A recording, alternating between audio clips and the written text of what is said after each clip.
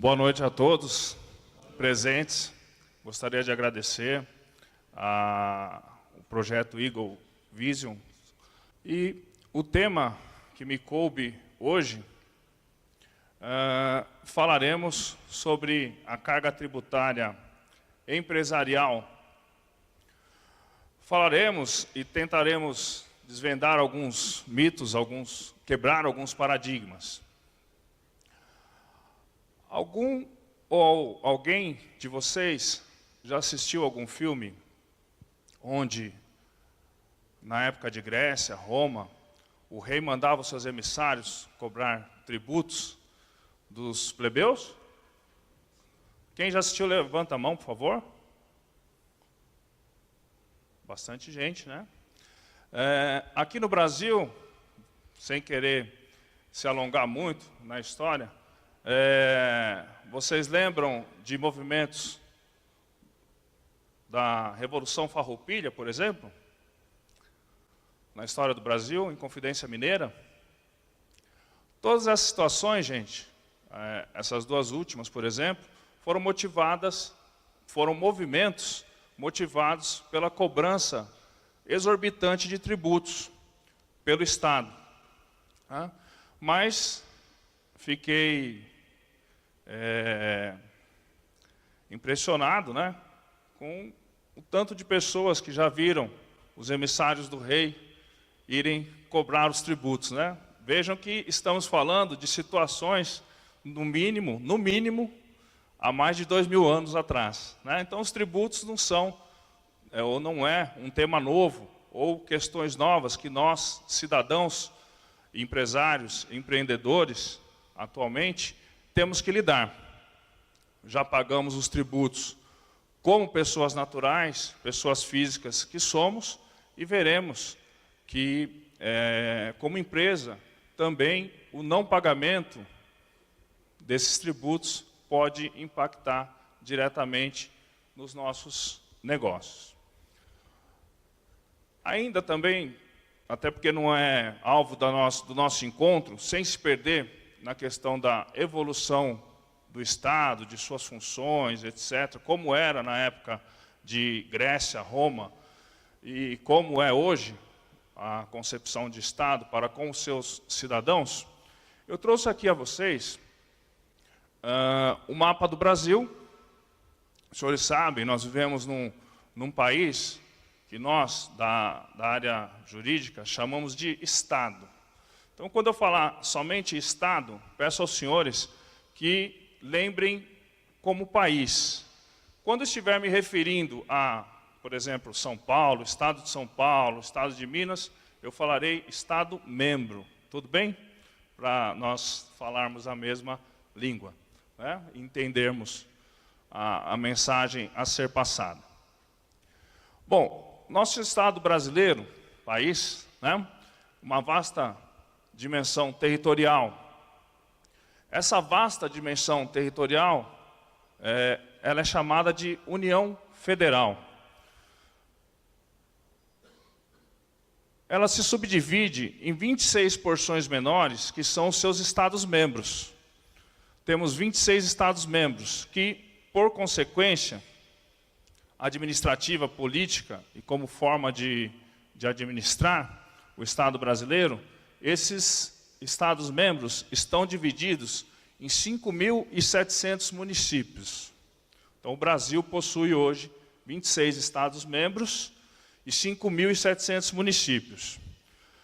A União Federal, os Estados-membros e os seus municípios, que nós chamamos de entes federados, que o Brasil também é uma federação, todos eles estão autorizados pela própria Constituição Federal e abaixo dela, pelo Código Tributário Nacional, a cobrarem tributos de nós, cidadãos, pessoas naturais, também conhecido como pessoas físicas, e veremos também que das pessoas jurídicas, que são as empresas. Bom, o que são tributos? E por que pagamos? O conceito que eu trouxe de tributos ele se encontra lá no artigo 3º do nosso Código Tributário Nacional.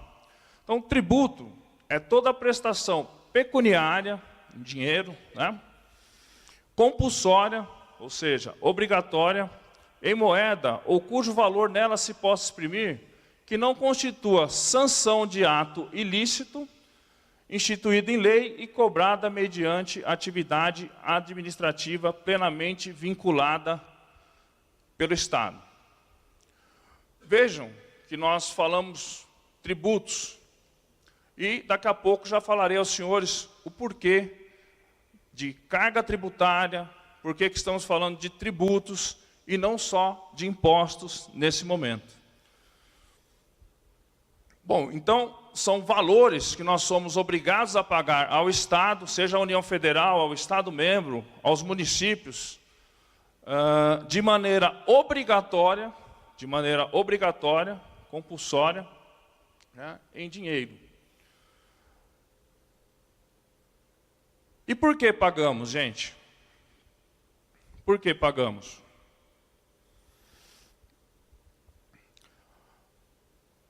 Isso também tem a ver com relação ao atual modelo de Estado. Isso não é invenção do Brasil. Isso ocorre em vários estados, grande maioria dos estados, países do mundo. A partir do momento que o conjunto de pessoas de uma determinada nação elegeu uma pessoa jurídica também, não é empresa, mas é uma pessoa jurídica, o Estado, para que ele administrasse os recursos públicos e o transformasse em serviços a bem dessa nação, né? A partir de então, cada cidadão que viver, seja no Brasil, seja no Canadá, seja em Portugal, na Europa, na Suíça, Suécia, etc., deverá pagar tributos. Contribuir com o todo. Justamente para quê? Para que o Estado, no nosso caso o Estado brasileiro, através dessas porções administrativas que nós acabamos de ver, revertam esses valores pagos em tributos para os seus cidadãos em serviços públicos de boa qualidade, gente. Ok? Bom, como eu disse a vocês, falamos em tributos e não só em impostos, por quê? Carga tributária é um conjunto de 5 espécies de tributos que todos esses entes federados, União Federal, Estados membros, municípios, devem cobrar da gente. Então, tributos, os senhores imaginem ali ao lado, como sendo o gênero de arrecadação, e a espécie tributária, as espécies tributárias são divididas em 5. A primeira delas, sim, os impostos, os famosos IS, né? Então, podemos citar, só para exemplificar a questão da divisão do Estado brasileiro, o imposto de competência da União Federal. Acabamos de fazer nossas declarações de pessoas físicas naturais do famoso imposto de renda. É um imposto de competência da União Federal. Um imposto de competência dos Estados membros, o IPVA. Todo mundo que possui veículo automotor, todo ano chega o extrato de IPVA nas nossas residências, nos nossos domicílios, etc. E um exemplo de impostos municipais, o próprio IPTU. Tá? Todo aquele que possui um imóvel ou é proprietário de um imóvel terá que pagar anualmente o IPTU. Viram? Então, se eu tive renda que não foi isenta, tenho um carro no mesmo momento e tenho um imóvel, perceberam que os 3 estão me tributando legalmente e podem me tributar, eles têm que me tributar? Isso nós estamos falando de impostos, né, que é uma das espécies tributárias, como eu disse aos senhores. Sem querer nos alongar, temos ainda as famosas taxas. Os 3 entes federados também podem cobrar, devem cobrar taxas. Daqui a pouco eu vou passar para vocês um extrato do IPVA que chega para nós anualmente, e nós veremos que lá nós temos, além do IPVA, propriamente dito, nós temos a taxa de licenciamento, uma das taxas que o Estado membro nos cobra. Quando vamos constituir uma empresa, também pagamos, lá com contrato social, junta comercial, etc., várias taxas para constituir essa empresa. Então, as taxas são,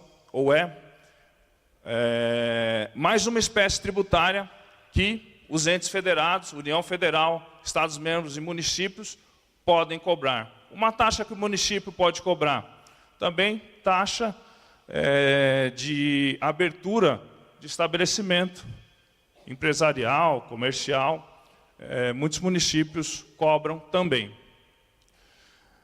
Ainda temos as contribuições sociais, que nós veremos daqui a pouco também, PIS, PASEP, COFINS e assim sucessivamente.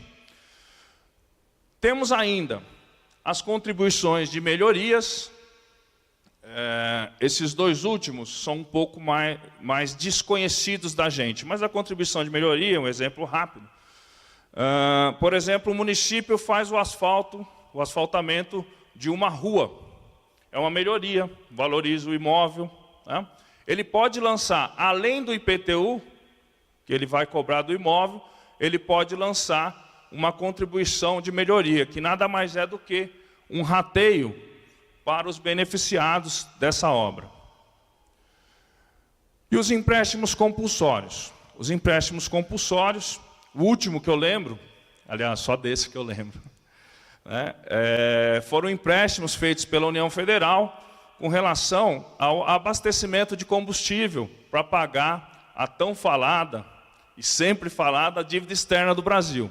Eu lembro que teve um empréstimo compulsório, mas não conheço até hoje ninguém que recebeu esse empréstimo, porque empréstimo a gente parte do pressuposto que será devolvido, aliás, foi emprestado. Mas para se ter os empréstimos compulsórios, com a atual Constituição que temos, seria ou será somente em situações de guerra, em situações como aquele acidente que houve o tsunami, não no Brasil, né, mas em um outro continente. Aí o Estado poderia ou pode tributar os seus cidadãos com o empréstimo compulsório. Ao lado eu pus uma charge da evolução da carga tributária, o cidadão penando ali para carregar, para pagar, devemos entender dessa forma, para pagar todos os tributos, que agora nós sabemos que são 5 espécies tributárias, durante cada ano. E aqui eu trago uma informação para vocês com relação às pessoas naturais, às pessoas físicas, que eu acho muito interessante todos nós sabermos. Os senhores sabiam que nós trabalhamos 151 dias no ano, único e tão somente para pagarmos a carga tributária imposta pelo Estado brasileiro, como pessoas naturais? Isso quer dizer que, até o dia 30 de maio, nós trabalhamos e trabalharemos somente para pagarmos tributos. Ou seja, até hoje, podemos concluir que só pagamos tributos para o Estado brasileiro, em todos os seus níveis de entes federados, União Federal, Estados-membros, municípios e assim sucessivamente, dentro dessas 5 espécies tributárias. Sem querer alongar muito, mas para deixar para a reflexão dos senhores, vemos aí que o Estado é um sócio oculto, né? Pouco faz pela gente, porque nós temos serviços de primeira qualidade, ou de boa qualidade, serviços públicos no Brasil? Não temos, e elencamos aqui 3 dos mais conhecidos, ou dos mais falados: saúde, segurança e educação, né? Infelizmente, estão muito a desejar, e pagamos uma carga tributária de primeiro mundo. Se vocês pegarem, fizerem essa pesquisa na Suíça, Suécia e outros países de primeiro mundo, é a mesma carga tributária que nós pagamos aqui no Brasil. Essa informação eu acho muito interessante. Todos nós cidadãos, independente do ramo de atuação que temos, levarmos conosco, porque trabalhamos quase a metade do ano somente para pagarmos tributos. Prosseguindo, gente, como disse aos senhores, anunciado agora há pouco, trouxe então o extrato que chega em nossos lares, nas nossas empresas, de IPVA, para os senhores verem como a carga tributária incide. Eu trouxe 2 exemplos aqui para os senhores, mas os senhores podem entender que em tudo que nós comprarmos, adquirirmos, em termos de produtos, serviços, etc., tudo nós teremos uma carga tributária embutida que vai refletir no preço final desse produto ou desse serviço. Como veremos na questão dos serviços, no fornecimento de energia elétrica. Mas antes, a questão do IPVA. Então, eu trouxe aqui para os senhores um extrato de IPVA. Percebam, só para os senhores saberem, o IPVA no estado de São Paulo, a alíquota de IPVA é de 4% sobre o valor venal do veículo. Então, aqui é um veículo de aproximadamente 30 e poucos mil reais. O IPVA em si custa, ou o proprietário tem que pagar 1.200 e poucos reais. Esse é o imposto, 1.200 e poucos reais por ano para ter um veículo automotor na faixa dos seus 30 mil reais. Como vocês veem, não é nenhum carro de grande luxo, é um carro comum.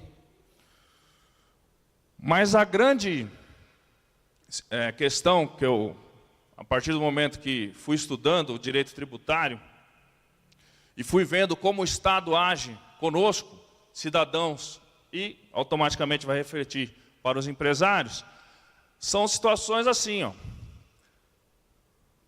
Só um minutinho, por favor.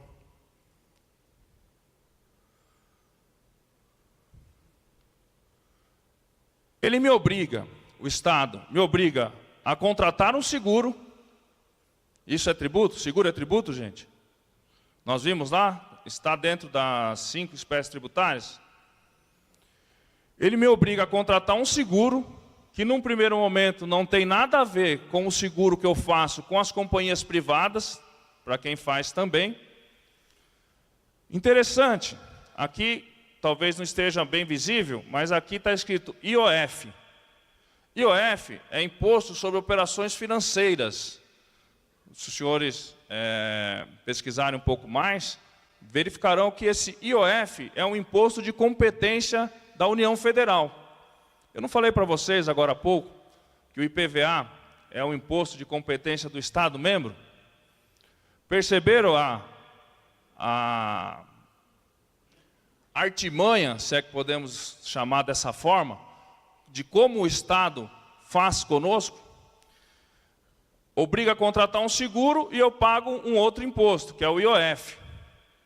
Como disse agora há pouco, e abaixo eu tenho uma taxa de licenciamento do veículo. Então, na verdade, aqui nós temos só o IPVA, gente. Nós podemos verificar aqui, e de fácil verificação, que temos uma carga tributária para quem é proprietário ou proprietário de veículo automotor, uma carga tributária alta. Sim ou não? Quem discordar, a gente respeita também, tá bom? Da mesma forma, uma conta de fornecimento de energia elétrica que nós utilizamos tanto nos nossos lares, como muitas vezes nos nossos negócios. Aliás, muitos negócios dependem drasticamente do consumo de energia elétrica. E aqui também, da mesma forma que o IPVA, nós temos, aqui incide o ICMS, gente, eu sei que não ficou muito, não está muito legível, mas a alíquota aqui de ICMS, 25%. Se os senhores pegarem suas contas de telefones, celulares, fixos, também os senhores verificarão que nelas, para a prestação de serviço de telefonia, também incide o ICMS com a alíquota de 25%. Mas não para por aí. Nós temos aqui tributos, né? Além do ICMS, que a carga é altíssima, só um tributo, gente, só um tributo, 25%. Não estou dizendo que é a carga tributária que incide sobre a energia elétrica, é só um tributo, tá?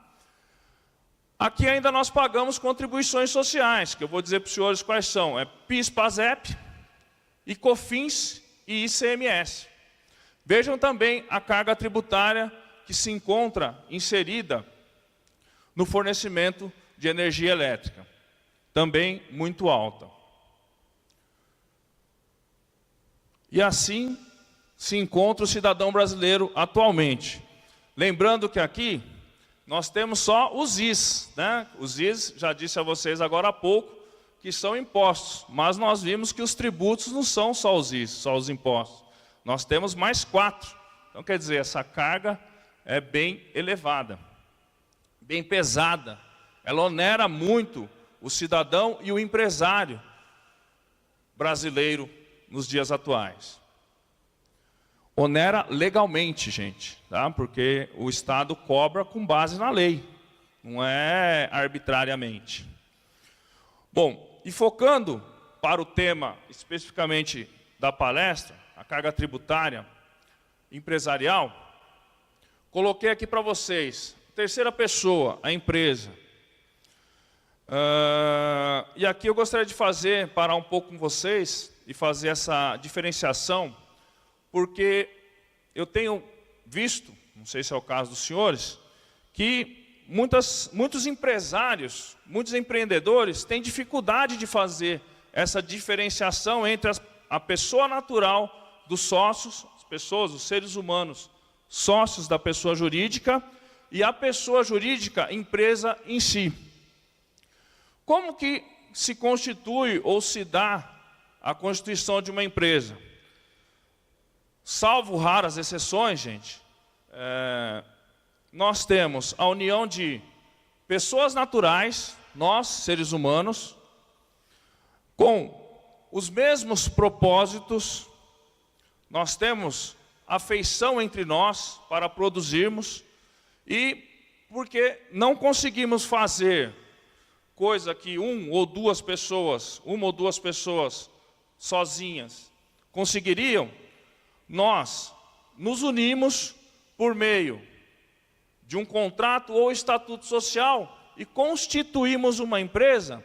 Empresa esta, gente, que é uma pessoa jurídica, ou seja, é uma pessoa totalmente diferente das pessoas naturais de seus sócios. Como que é isso, Carlos? Sem também querer me alongar, mas também é um instituto que vem do direito europeu, e é um artifício legal, é uma mágica, se é que podemos dizer, mas uma mágica legal, que a lei, não só brasileira, tá, gente? Essa lei é universal, né? Faz com que pessoas se unam e deem origem a uma terceira pessoa, só que não é uma pessoa natural, é uma pessoa o quê? Fictícia, legal, mas fictícia. É um fantasma no bom sentido, não levem para o lado de empresas fantasmas, tá, gente? É como se fosse um espectro legal que pode ter o seu próprio patrimônio, o seu próprio faturamento, só que ela exterioriza os seus atos por meio das pessoas dos sócios, porque, como eu disse para vocês, as empresas são uma ficção, um espectro. Ela não tem mão, não tem cérebro, não tem cabeça. Então, alguém precisa auxiliá-la para fazer os seus negócios. Então, a empresa terá patrimônio diferente dos seus sócios, que não se misturam com os seus sócios, terá rentabilidade, atividade e outras operações diferentes dos seus sócios. E aqui uma informação também muito relevante e interessante para nós empresários, empreendedores, futuros empreendedores e como cidadãos também.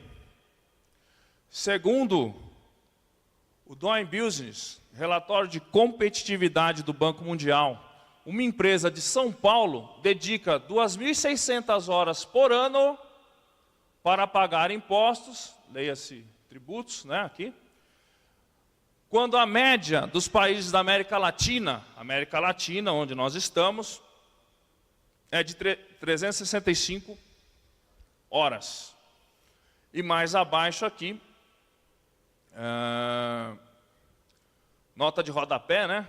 Então, essa notícia foi veiculada pela Folha, UOL, e esse dado também é interessante nós sabermos que metade das empresas fecha as portas no Brasil após 4 anos.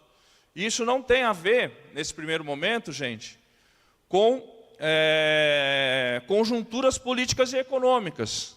Elas fecham as portas realmente nos primeiros 4 anos, por quê? Um dos motivos pela incidência da alta carga tributária que nós temos, o empresário, o pequeno, o médio empresário, muitas vezes não faz o planejamento tributário, não recolhe os tributos em dia, não registra seus funcionários, que é uma outra situação também, né?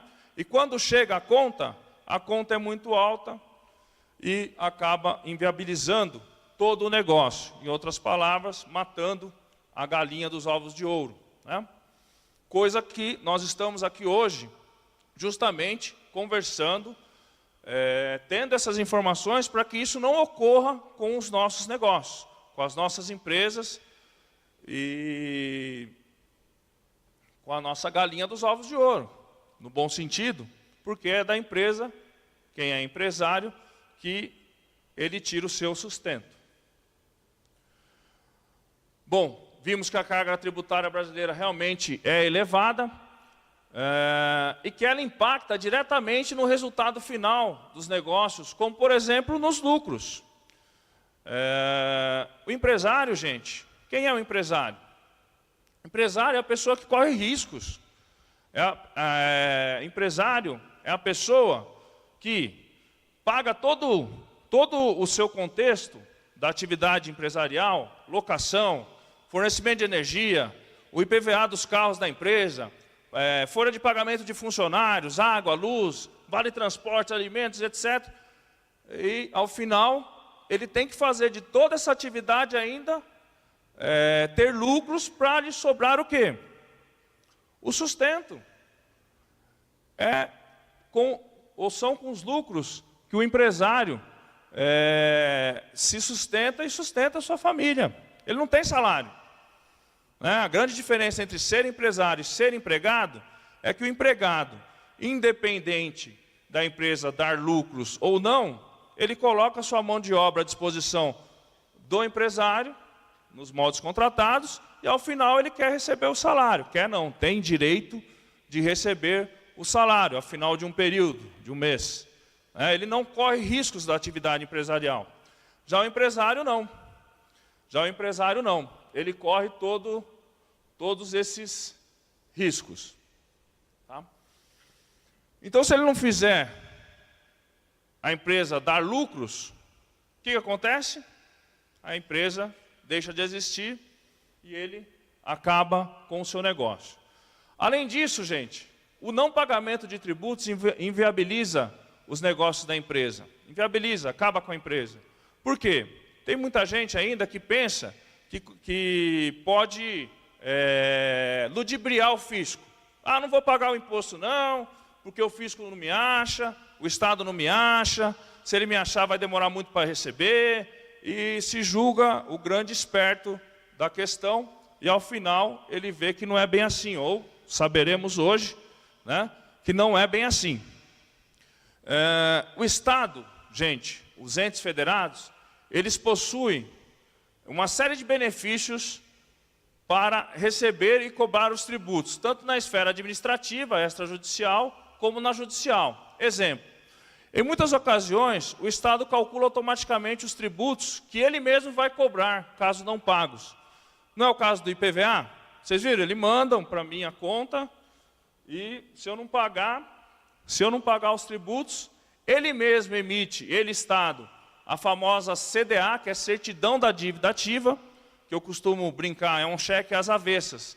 Por quê? Essa certidão da dívida ativa é uma certidão que o próprio Estado emite, ele sozinho, então ele calcula, ele emite a certidão, e essa certidão é que serve de base para o processo judicial.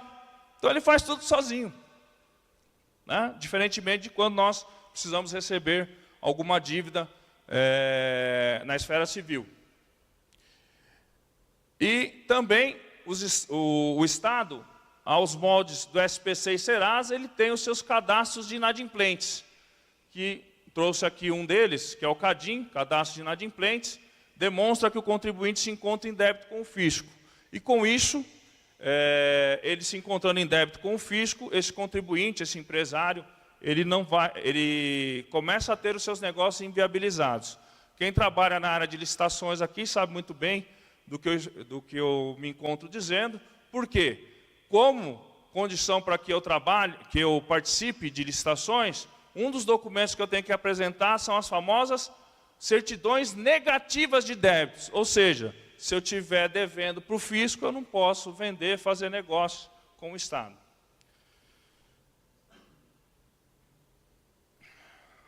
Na cobrança judicial de tributos, já estamos terminando, gente. Diferentemente de um processo comum, o que é o processo comum? Se eu processo o Francisco, por exemplo, ele está querendo receber uma dívida dele, eu entrarei com o processo, ele será comunicado para, num prazo X, se defender, e depois tem audiência, vai ouvir testemunhas, vai ter uma série de atos, que ao final o juiz vai dizer quem está certo e quem está errado, se eu realmente sou credor do Francisco. E eu ganhando o processo, o Francisco ainda tem um recurso, que ainda cabe outro recurso, outro recurso, outro recurso, outro recurso, e eu tendo sorte, né, depois de 10, 15 anos eu recebo essa dívida, eu, credor. Né. Com o Estado é diferente. Ele já comunica, então ele calcula o tributo, ele emite o documento que vai alicerçar, que é o documento que eu brinco, que é o cheque às avessas, né, a certidão de dívida ativa, me processa para quê? Para que eu já pague.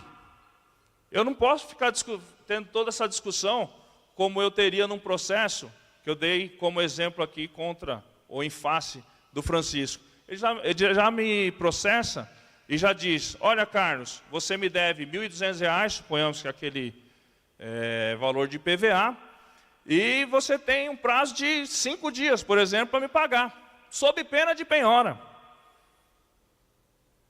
E para eu me defender, nas pouquíssimas situações que eu ainda consiga me defender, vejam que é um processo fechado, é um processo bem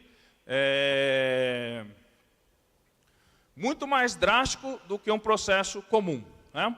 Ainda para eu me defender, quando eu consigo me defender, a própria lei obriga que eu ou deposite o valor atualizado com custas, honorários, etc., no juízo da causa, para que eu possa me defender, ou que eu nomeie bens à penhora. Então, de uma certa forma, eu só postergo um pouquinho o pagamento, mas os valores ou os bens que serão utilizados para esse pagamento, já fica à disposição do juiz da causa, numa execução fiscal. Chegamos aqui a algumas conclusões, né? Teríamos... esse tema é vasto, horas, se ficássemos falando por horas desse tema, não esgotaríamos o assunto, mas temos que chegar à conclusão. E chegamos a algumas conclusões. Com a modernização dos meios tecnológicos, o governo vem fechando cada vez mais suas malhas de arrecadação de tributos, de modo que o planejamento tributário, gente, e tudo isso foi falado para que nós chegássemos realmente a essa conclusão, eu, empresário, tenho que planejar o pagamento de tributos, deve se encontrar umbilicalmente atrelado ao planejamento do próprio negócio. Isso quer dizer o quê, gente? Não adianta, por mais que eu tenha uma grande ideia, monte um grande negócio, sou um grande empreendedor, sou um grande vendedor, se eu esquecer do planejamento tributário, todos esses sonhos, todo esse profissionalismo que eu empreendi no meu negócio, vai por água abaixo, porque nós vimos, o não pagamento de tributos inviabiliza o nosso negócio. Ok? Ah, mas eu não gosto de tributos. Não. Gente, não precisa você, próprio empresário, se debruçar nesse tema. Mas para isso, o mercado tem profissionais que trabalham somente com relação à carga tributária, a planejamento tributário, contabilidades, advogados, tributaristas, etc. Contratem uma pessoa para que vocês possam conversar e fazer esse planejamento, mas não deixem de fazer, gente. Não deixem de fazer, por quê? Não fazer planejamento tributário, não pagar tributos é igual ao fim do meu negócio, ao fim da minha empresa. Que é a coisa que menos nós queremos que aconteça. Já escrevi aqui também, né? Me adiantei um pouco. Caso assim não seja, o empresário verá seus negócios, por melhor que sejam as vendas, naufragarem. E finalizando, eu deixei uma mensagem aqui para vocês. Então, voe seus mais altos voos, atinja suas mais ambiciosas metas, mas não se esqueça, nunca, jamais, de realizar o planejamento tributário dos seus negócios. Eu agradeço a atenção de vocês e espero ter trazido informações que vocês possam aplicar diariamente nos negócios que vocês têm no seu dia a dia. Muito obrigado pela presença de todos, uma boa noite.